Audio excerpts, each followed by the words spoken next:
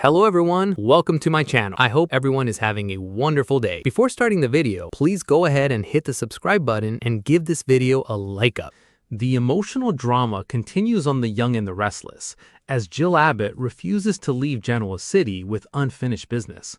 While Jack Abbott remains in critical condition and Diane Jenkins faces a nightmare legal battle, Jill has another priority weighing heavily on her mind: repairing her fractured relationship with her son, Billy Abbott. Jill knows that too much has happened between them over the years, and she doesn't want to walk away while their relationship is still on shaky ground.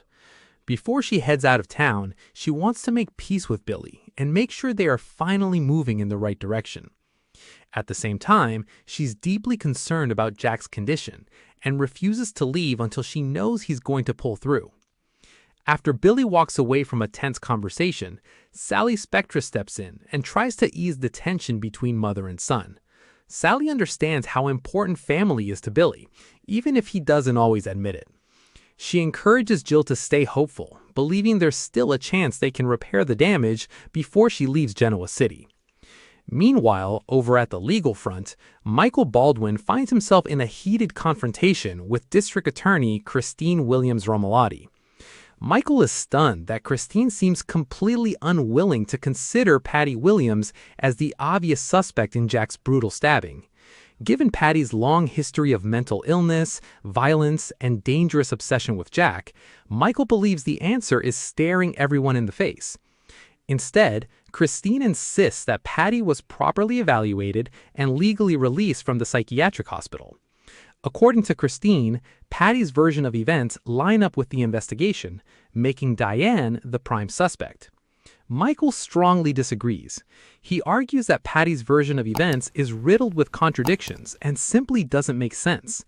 In his eyes, relying on Patty's testimony while ignoring her troubled past is a serious mistake that could send an innocent woman to prison. Christine also puts considerable trust in Dr. Markham's professional opinion. She believes his assessment that Diane suffered an emotional breakdown is credible and supports the prosecution's theory of the case. But Michael isn't buying it for a second. He shocks Christine by suggesting that Dr. Markham is far from a trustworthy witness. He believes the psychiatrist actually held Diane against her will and manipulated the entire situation. In his opinion, Markham may be just as dangerous and deceptive as Patty herself. Those accusations leave Christine completely surprised, but she still refuses to back down from her case. Michael reminds Christine of one of the basic principles of the justice system: Diane is innocent until proven guilty. He argues that it is the prosecution's responsibility to prove guilt beyond a reasonable doubt, not Diane's responsibility to prove her innocence. Christine remains confident, insisting that the evidence she has is more than enough to move forward. The conversation comes to an end when Lauren Fenmore arrives. Christine leaves, giving Michael and Lauren a chance to discuss the growing crisis. Lauren is on her way to meet Jill, but before she leaves, she wants to know how Diane's case is progressing. Unfortunately, Michael doesn't have encouraging news. He admits that the situation is looking worse by the minute, and every new development seems to strengthen the case against Diane. Lauren is shocked that Christine appears to be accepting Patty's unbelievable story without asking more difficult questions. As if Diane's legal troubles weren't serious enough, Jack's condition creates an even bigger problem.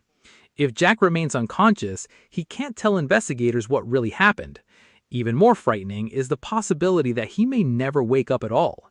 Lauren fears that without Jack's testimony, Diane could be wrongfully convicted. Still, Lauren refuses to give up hope.